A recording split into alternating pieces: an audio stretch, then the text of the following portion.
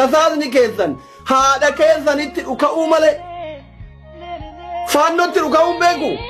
aangoon keessan haadha keessan hidhuu haadha keessan tumu haadha keessan sabsabaa baasu haadha keessan guyyaa guyyaan birrii irraa guuruu malee diinatti dhuka'uun beeku maali siyaasni fokkataan harmee teessanitti geggeessitan ila ana kana yaachisu oromoo mililik fixuu dadhabe kakadhee isinitti hima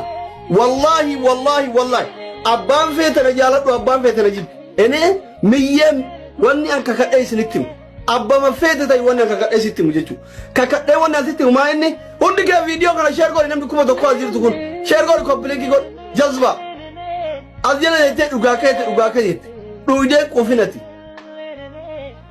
wanni an kakadhee isinitti himu isinitti himu ka bosona jirtus ka aangora jirtus oromoo mililik fixuu dadhabe harka irraa ciree harma irraa ciree cali calanqootti cal goree finfinnee keessatti fannisee mililik fixuu dadhabe isinitti saalfattu nuti isin ammaani an mataa kiyyaan amma wallahi ormaa wajji haasa'uu hin saalfadha baxaami kono sheeminna qabaan wallahi akka mataa kiyyaatitti sheeminna qaba maaliif ka 4 kiiloo jiru afaan oromoo dubbata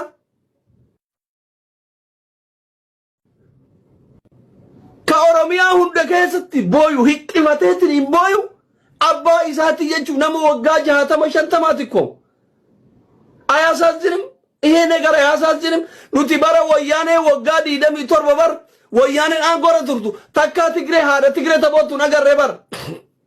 wallahi nagarre baran hinagarre kuna waggaa 27 mallasaan biyya bulche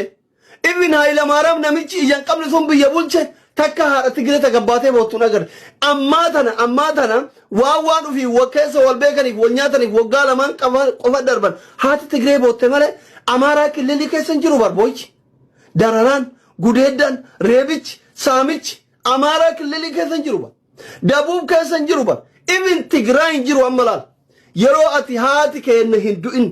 abbaan keenya hin du'in miskiinni hin du'in hiyyeessi hin reebamin hin dararamin hin saamamin jettu aljalaa kataa'ee gowwaas hin jedhu isuma afaan oromoo dubbatu jechuudha